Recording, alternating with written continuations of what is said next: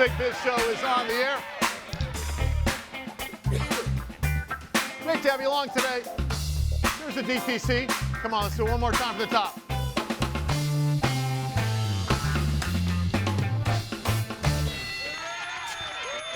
Who of us has been taken by an online scam? Yeah. Ooh. Almost. Mike paid $1,600 to have that software taken off his computer. Actually, it was a Russian bride. Whoa, damn it. What happened? No, just sending away for something that was like, sure, what a great deal, and it was men's clothing. And Have you received the text that says your Netflix account's been hacked? No. Yep. Not yet. Have you received the text that says your PayPal account has been compromised? I've received the PayPal one, yes. Okay. Your purchase of a mahogany-colored leather couch for $347 has been approved. Not your purchase? Call this number. Mm-hmm. Definitely received that one. So I call the number, and I'm thinking to myself, first of all, hi, can I have your name, please? Yeah, Special Agent in Charge Sullivan with the FBI. Yeah. Click. Click. I'm using that I one. think I impersonated an FBI officer there for about 10 seconds, but I got the guy off the line. Here to talk about that and more is our good friend, Mr. Steve Weisman, scamicide.com. He has saved hundreds of thousands of people millions of dollars. millions of dollars, helping them to keep hold of their money. In fact, your daughters. Wrote the book, The Truth About a Morning Scam, Yes. and Identity Theft Alert, and about 15 others. He runs scamicide.com, which is a great website. You should check out just every day. Honestly, it takes 10 seconds, and he's got a scam of the day every day. I love it. And even the resurgence of what's going on. Here he is, Steve Weisman, right out of Boston. What's up, brother? How are you? Nice to see you, sir. Good. Cold out here. Yeah, it's cold everywhere. I'll tell you, it's down to 68 here in San Diego. Yeah, we had to wear I'm sweaters. crying for you. Got a As little we go chillier through on the those path. I hate to say this because you and I have had this conversation probably for 15 years this time of year. Oh. But there are Valentine's Day scams afoot. And look, Mike, Mike likes to fancy himself a man, but he's really a romantic and he likes to sing a couple of. But Don't go. changing. Yeah, I know. So my question, Steve, is what are we looking out for this year? Because this really is one of those things that just kills me when you're paying for flowers and we never got your order. We have no idea who you are. Oh no, that was 1801flowers.com. Thank you, Steve. Talk about that. Yeah, every season is scam season, and they're always going to prey on whatever we're interested in. So at Valentine's, you hit it on the head with flowers. Flowers is one of the big ones, and roses in particular, very, very expensive. But you'll either get a text message, an email, or even go online and see what comes up at the top of a Google search. And you've got this florist that will give you a really great price.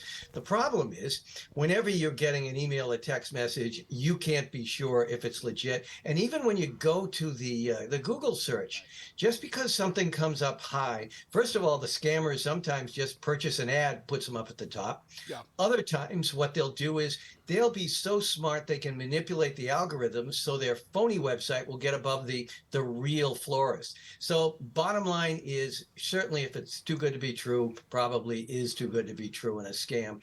But you check them out. You put the name of that florist in and you go scam. You check, you can go online to see other people that may have used them, and you got to be careful. Frankly, with flowers, you're probably better off going local.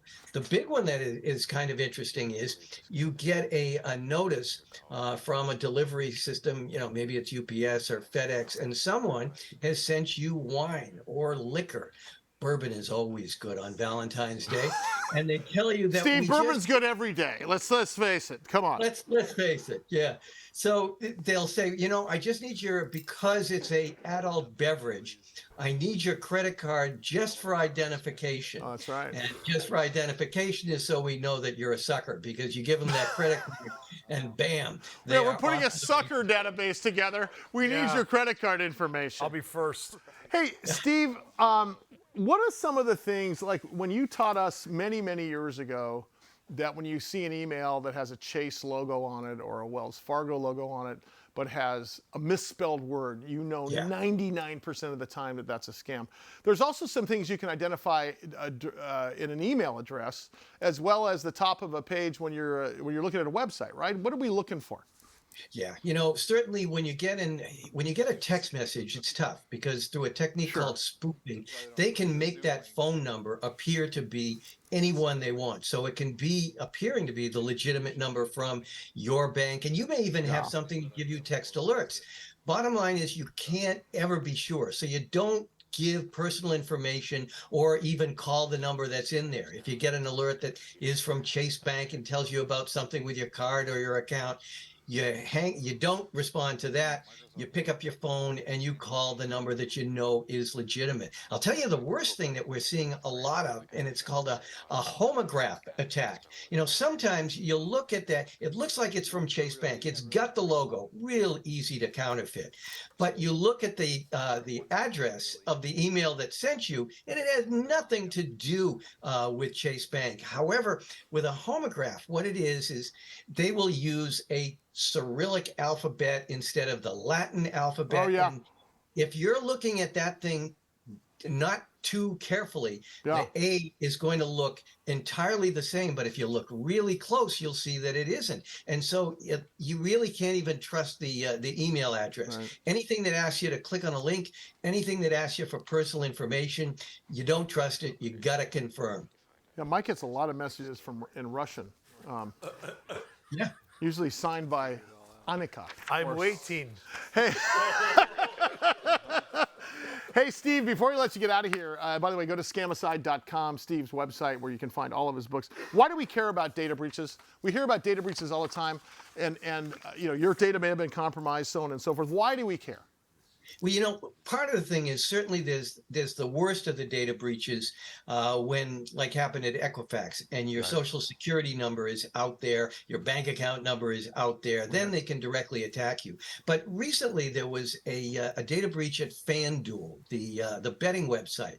The problem is they got emails and names. However, this is called social engineering. You're going to get an email that appears to come from FanDuel or deals with something that you're interested in, such as sports betting. Maybe it's a Super Bowl bet.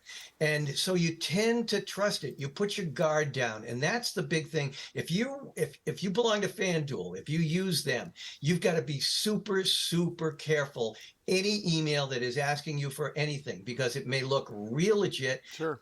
Deals with something you're interested in, but it's a scam. His name is Steve Weisman. He is the Scam Man. Go to scamicide.com, of course, and pick up one of his several books, but visit that website every single day. You're gonna save yourself some time. All right, that does it for us. We're out of here. Read the titles. You can tell who's on. Jared Coleman, Curtis Matovich, Devin Doan, Jason Banks.